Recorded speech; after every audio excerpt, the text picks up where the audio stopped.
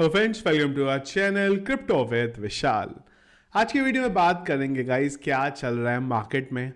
Binance की बात करेंगे, जो फंड था क्या वो ख़त्म हो गया है। कुछ और इम्पॉर्टेंट न्यूज़ अपडेट्स हैं, बिटकॉइन का ऑन चेन डेटा देखेंगे और एक बहुत इंपॉर्टेंट क्वेश्चन। कल मेरा कुछ डिस्कशन हुआ किसी से और उन्होंने एक बहुत इंपॉर्टेंट चीज़ बोली मुझे बिटकॉइन ईटीएफ के बारे में कि भाई क्या बिटकॉइन का ईटीएफ आने के बाद भी बिटकॉइन का प्राइस क्रैश हो सकता है।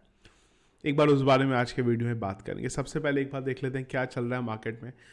तो बात करें क्रिप्टो एनालिसिस की, तो मार्केट कैप 2.2% के अप में है। 1.43 ट्रिलियन की मार्केट कैप चल रही है। 1% वॉल्यूम बढ़ा है। इनफ्लो का एक डेटा आज और कल यहाँ पे आया था। Fear and greed index read 72। Heat map की बात करें, बीटीसी 2.88% अप, इथीरियम 2.34% अप दिखाई दे रहा है। सोल, लिंक और आवे ने काफ़ी अच्छा यहाँ पे पंप दिखाया। इसके अलावा थॉर्चेन ने भी 15.5% का पंप लिया है। और जो हमने टॉप 3 कॉइन की बात करी थी उसमें से एक था यहाँ पे टिया, जो बहुत अच्छा भी एज ऑफ नाउ यहाँ पे परफॉर्म कर रहा है। तकरीबन 16% का पंप जो है ये पिछले एक दिन में यहाँ पे दिखा रहा है। बिटकॉइन की बात करें तो ये कल एग्जैक्ट चार्ट मैंने आप लोगों के साथ शेयर किया था टेलीग्राम पे भी, और मैंने बोला था कि बार बार इस एरिया पे बिटकॉइन को रेजिस्टेंस जो है यहाँ पे मिल रहा है और बार बार बिटकॉइन उसी रेजिस्टेंस से जो है यहाँ पे नीचे आ रहा है और फिर से दोबारा बिटकॉइन इस रेजिस्टेंस के ऊपर आया। बड़ा सरप्राइज है यहाँ पे कि मार्केट में जो न्यूज़ चल रही है, सीजेड का जो फंड हुआ यहाँ पे, बाइनेंस का जो फंड चल रहा है, और उसके बाद भी बिटकॉइन लगातार यहाँ पे पंप कर रहा है। कब से हमें करेक्शन का वेट कर रहे हैं यहाँ पे, पर बिटकॉइन यहाँ पे फिलहाल जो है करेक्शन दिखाने की कोई भी आसार में यहाँ पे दिखाई नहीं दे रहा है।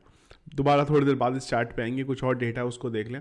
तो 10 जनवरी 2024 आने में भी 42 दिन बचे हैं, यानी कि जो फर्स्ट ईटीएफ के बारे में उम्मीद है अप्रूव होगा उसमें और 42 दिन जो है यहाँ पे बचे हुए हैं। इसी के साथ साथ अगर बात करते हैं बिटकॉइन हाविंग काउंटडाउन की, तो 139 डेज यहाँ पे और अभी बचे हुए हैं। एक बार ऑन चेन डेटा बहुत क्विकली देखते हैं, कुछ इंपॉर्टेंट चीज़ है जिसके बारे में बात करेंगे। तो ये ऑन चेन डेटा मैं आप लोगों को दिखा रहा हूँ टू द ब्लॉक से। तो यहाँ पे अगर आप देखेंगे ना वॉल्यूम, तो ये बड़ा छोटू सा हमारे पास वॉल्यूम बैठा हुआ है यहाँ पे। इससे पहले हमारे पास काफ़ी अच्छा सपोर्ट है। तो ये एक एरिया बड़ा इंपॉर्टेंट है, 34,600 से लेकर 37,000 का। अगर ये एरिया ब्रेक होता है तो इस एरिया पे उतना वॉल्यूम नहीं जनरेट हुआ था, इतनी बाइंग नहीं हुई थी। फिर से टेस्ट होते हुए ये वाला एरिया हमें एटलीस्ट देखने को मिल सकता है, जो मुझे लगता है एक बार हमें देखने को मिलेगा। यहाँ पे 34,000 के नियर अबाउट का ये एरिया यहाँ पे आ जाता है। इसके अलावा अगर मैं आपको ट्रांजैक्शन की बात करूँ ना, पिछले एक महीने में अभी करंटली क्या चल रहा है यहाँ पे बिटकॉइन का, तो आप एक बार देखिएगा। यहाँ पे मैं आपको सारा प्राइस पहले हाइड कर देता हूँ और देखिए क्या प्राइस फिर से बढ़ता हुआ दिख रहा है। तो जो छोटा ट्रांजैक्शन है ना, वो देखिए क्या स्काई रॉकेट से बढ़ता हुआ जा रहा है। यहाँ पे $10 से $100 की बात करें, 100 से $1,000 की बात करें, 1000 से 10,000 की बात करें, या 10,000 से 1 लाख बीटीसी की बात करें, और इसी के साथ साथ 1 लाख से 1 मिलियन बीटीसी की बात करें, सब यहाँ पे बढ़ता हुआ दिख रहा है। बड़ा ट्रांजैक्शन जो है वो थोड़ा अभी यहाँ पे डिक्लाइन की तरफ चल रहा है, मतलब 10 मिलियन से ऊपर के जो ट्रांजैक्शन है वो यहाँ पे नीचे चल रहे हैं। इसके अलावा जो मिड लेवल का आता है वो यहाँ पे चल रहा है, मतलब वेल्स की तरफ थोड़ी सी बाइंग जो है यहाँ पे भी कम चल रही है। इसके अलावा मैंने एक और चीज़ भी चेक करने की कोशिश करी कि नेट फ्लो क्या चल रहा है। एक्सचेंज में जितना आ रहा है उतना बाहर जा रहा है, तो यहाँ भी ना कुछ मेरे को चेंज होता हुआ नहीं दिखाई दी। आइडियली एक्सचेंज से कुछ बाहर जाना चाहिए, पर इस एरिया में कुछ बाहर तो यहाँ पे गया जो है नहीं है। बिटकॉइन में बड़ा सरप्राइजिंग मैंने आपको बोला ही है। अब या तो देखिए 2-3 पॉसिबिलिटीज़ हैं यहाँ पे कि या तो हो रही है अभी बाइंग। यहाँ पे बाइंग कौन कर रहा है ये बड़ा सरप्राइज है। यहाँ पे क्या ब्लैक रॉक की तरफ से बाइंग हो रही है, या फिर रिटेल इन्वेस्टर इस फोमो में आ गए हुए हैं, जैसा कि ऑन चेन डेटा से भी दिख रहा है कि हाँ यार बाइंग करते रहो क्योंकि अब तो ईटीएफ यहाँ पे अप्रूव जो है होने वाला है यहाँ पे। तो शायद उस वजह से थोड़ा बाइंग जो है यहाँ पे चल रही है। बिटकॉइन के प्राइस की बात करें ना, तो बिटकॉइन अभी तक 38,500 को उसने ब्रेक नहीं किया है। 38,500 के लेवल पे तकरीबन 450 मिलियन जो है शॉर्ट लिक्विडेट होंगे, और बार बार उसी जगह से बिटकॉइन यहाँ पे आ रहा है। ये बड़ा सरप्राइज है। तो क्या इसको मैनिपुलेट करने के लिए किया जा रहा है कि शॉर्ट के टारगेट को लेके आया जाए और यहाँ से 38,500 के लेवल को बिटकॉइन एक बार टेस्ट करे और उसके बाद आके करेक्शन ले? एक वाइट ये भी यहाँ पे पॉसिबिलिटीज है कि एक बार पूरा लिक्विडेशन कर दिया जाए।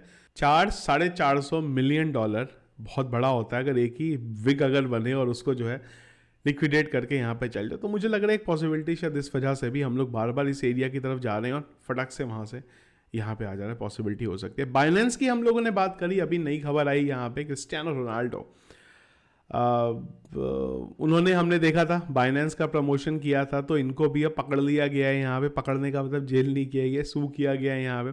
27 तारीख का बेसिकली अपडेट है यहाँ पे। तो हो क्या रहा है ना, जितनी चीज़ें बाइनेंस से जुड़ी हुई थी ना, उनको भी यहाँ पे पकड़ने की जो है तैयारी चल रही है। सेम टाइम पे अगर हम लोग देखें तो बिटगेट का मेसी ने भी प्रमोशन किया था, पर वहाँ पे चीज़ें अभी वैसी नहीं हुई हैं, इधर की तरफ चीज़ें चल रही हैं, क्योंकि बाइनेंस की हर चीज़ को यहाँ पे पकड़ा जा रहा है। अब इन सब चीज़ों में अगर कल को कुछ बड़ा चीज़ आ गई यहाँ पे निकल के, कोई बड़ी कहानी आ गई, तो फिर एक प्रॉब्लम जो है यहाँ पे हो सकती है। जब तक मेरा मानना है कि सीजेड वहाँ पे यूएस में है, वहाँ से बाहर नहीं आ जाते, उनको ही वहाँ पे रोक दिया गया, जब तक ये सारी चीज़ें नहीं हो जाती ना, तब तक कहीं ना कहीं खतरा तो ऑब्वियस ही बात है यहाँ पे मंडरा रहा है। एक और चीज़ क्रिप्टो से रिलेटेड नहीं है, पर हम लोगों ने बहुत बार बात करी थी यहाँ पे चार्ली मंगल के बारे में, बहुत बार क्रिप्टो को क्रिटिसाइज किया उन्होंने यहाँ पे। फाइनली उनका 99 ईयर्स ऑफ एज में यहाँ पे उनकी डेथ हो गई हुई है। इंडस्ट्री में जब हम लोग इन्वेस्टमेंट की बात करते हैं तो उसमें बड़ा नाम है यहाँ पे, पर इन्होंने कभी भी टेक्नोलॉजी को और स्पेसिफिकली अगर हम लोग बात करें क्रिप्टो को यहाँ पे सपोर्ट नहीं किया। पर अगेन लीजेंड है अगर आप बात करते हैं यहाँ पे इन्वेस्टमेंट के हिसाब से, स्पेसिफिकली अगर आप स्टॉक की यहाँ पे बात करते हैं। एक और चीज़ हम लोग यहाँ बात करेंगे स्टैंडर्ड चार्टर्ड की। तो मेरे को एक आर्टिकल दिखाई दिया जब मैं थोड़ा अपना कुछ पढ़ रहा था, 2022 में एक पोस्ट डाला था यहाँ पे, और इसमें हमने बात करी थी कि बिटकॉइन का प्राइस $5,000 तक जा सकता है 2023 में। खैर 2023 तो ख़त्म होने वाला है। वही स्टैंडर्ड चार्टर का जो नया ये कहानी आई थी निकल के, हम लोगों ने कल भी डिस्कस करी थी कि इनके एक एनालिस्ट को लगता है अब 1,20,000 पे बिटकॉइन चला जाएगा 2024 में। अगेन ये मैंने आर्टिकल स्पेसिफिकली इसलिए लिया है कि कई बार ये जो प्रिडिक्शन होते हैं ना, ये बड़े अलग तरीके से होते हैं। कैसे एक एनालिस्ट का मानना था थोड़े टाइम पहले 5,000 चला जाएगा, और अब वो 2024 में 1,00,000 जो है बिटकॉइन को यहाँ पे जाता हुआ दिख रहा है। ये अप्रैल का आर्टिकल है जहाँ पे एक और एनालिस्ट जिनका मानना था $1,00,000 चला जाएगा, और अब इनका नया प्रिडिक्शन आया है यहाँ पे कि 1,20,000 24,000 जो है बिटकॉइन का प्राइस आपको जाता हुआ देखने को मिल सकता है। लिक्विडेशन की बात करते हैं तो लिक्विडेशन भी अच्छा खासा हुआ है यहाँ पे, ये चल ही रहा है यहाँ पे। जैसे बिटकॉइन के प्राइस ने थोड़ा कल भी एक सडन पंप लिया, और उसके बाद करीब यहाँ पे 70 मिलियन डॉलर का जो शॉर्ट है टोटल, बेसिकली अगर ओवरऑल देखेंगे लॉन्ग और शॉर्ट, वो आपको लिक्विडेट होता हुआ यहाँ पे देखने को मिला। अब आ जाते हैं दूसरे टॉपिक पे जो हमने शुरू में डिस्कस करी थी कि क्या हो सकता है यहाँ पे। तो कल जो मेरा डिस्कशन हो रहा था यहाँ पे, तो बात ये हो रही थी कि अगर ETF आया, और ETF के बाद जो अब इसको ना ध्यान से समझिएगा बात को, क्या समझाना चाह रहा हूँ। होता क्या ना, लोग अपने मतलब की चीज़ ले लेते हैं, सुन लेते हैं कि मैं क्या बोलना चाह रहा हूँ, बाकी चीज़ को समझते हैं, पूरी समझने की कोशिश करना। अब आप ये समझो कि अगर बिटकॉइन का ETF आया, और ETF के बाद भी बिटकॉइन के प्राइस में बहुत बड़ा पंप नहीं हुआ। पंप क्यों नहीं हुआ? क्योंकि इन्वेस्टर नहीं आए यहाँ पे, जो बड़े बड़े इंस्टीट्यूशन थे वो नहीं आए यहाँ पे खरीदने। क्या होगा?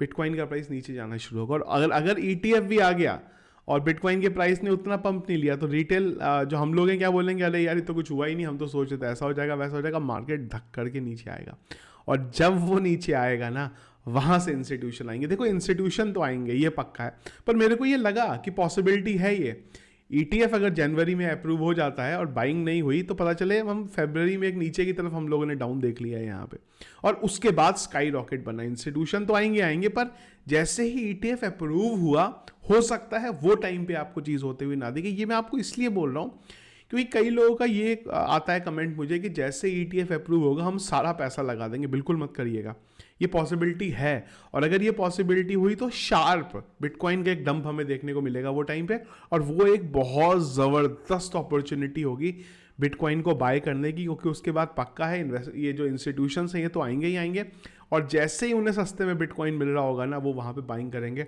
और बिटकॉइन का प्राइस स्काई रॉकेट बन सकता है। तो ये थ्योरी भी है, इस पे भी अगर मेरे को बिल्कुल परफेक्ट लगा, और मैंने भी ये सोचा था कि ETF का जैसे ही टाइम आएगा एक बाइंग करी जाए। पर अब मुझे लग रहा है कि एक बार ETF के अप्रूव होने का भी वेट किया जाए कि क्या वहाँ पे हो रहा है, कि पूरा फंड अगर लगाना है, जितना फंड है आपका, वो मैं इस स्ट्रेटेजी में चल रहा हूँ कि उस समय पूरा फंड नहीं लगाऊंगा।